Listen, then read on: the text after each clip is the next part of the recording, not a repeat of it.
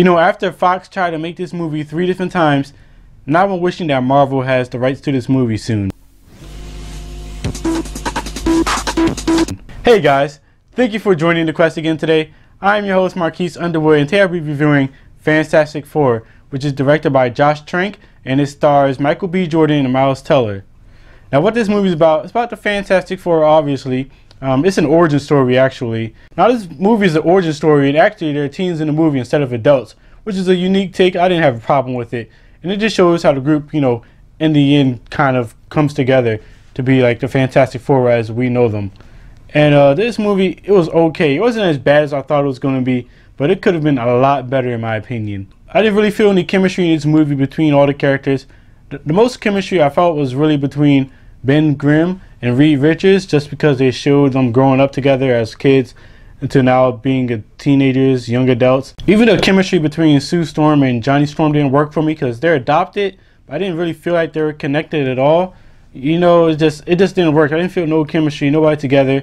I felt like this movie kind of took like different paths. Like it mentioned that they were adopted, but it didn't really go in depth. Like a lot of times they would just mention things, but they never like really went into the whole scenario and went more in depth about that topic. They just mentioned it and moved on, and a lot of things just weren't believable. You know, Ben Grimm's kind of just thrown into the mix of the story just because he's friends with Reed Richards. How the Invisible Girl got her power, it was kind of, you know, random.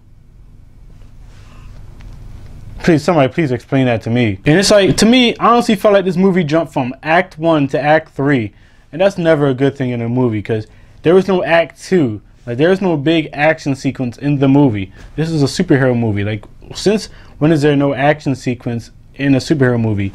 And don't get me started about the last act. Like that really felt forced and just thrown in at the last minute to me. It was like they say, oh yeah, we have an origin story, but we need to have some big action sequence that kind of shows them all getting together.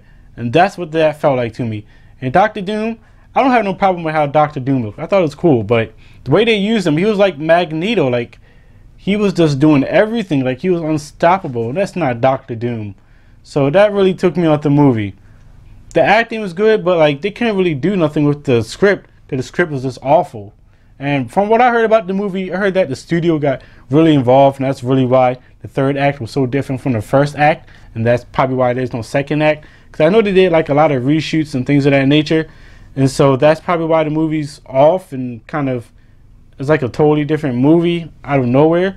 But this movie just has so much potential. I thought the trailers looked really well. I really wanted to enjoy this movie, but it just took me out. And then like there's some CGI moments.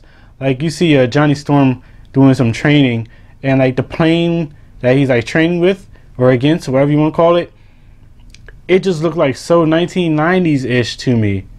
It was laughable. I like how the Thing looked though.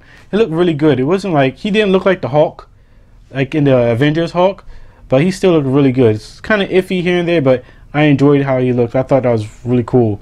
But some of the CGI was really just laughable. And I just felt like they focused on the origin story too long. Like the origin story in this movie is nearly like 75% of this movie, and like 10% of the movie is some little, you know, chemistry moments, and the other 10 is the third act.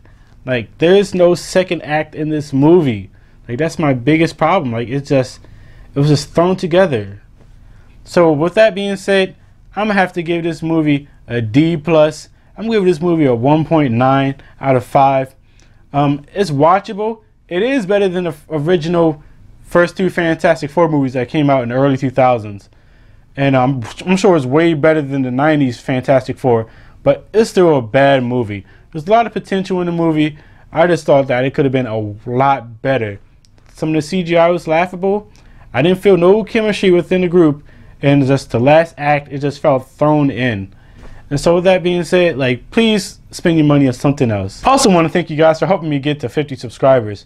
Like I said, I'll be starting my favorite movies series really soon. So just be on the lookout for that. I'll probably put that up in 2 weeks or so. But just be on the lookout for that one. Well, have you seen the Fantastic Four? If you have, is this Fantastic Four movie better than the old ones that came out in the 2000s and the 1990s? And are superhero movies focusing on the origin story a bit too much? Let me know your thoughts in the comment section. Again, I am your host Marques Underwood. Thank you for watching, and join the quest.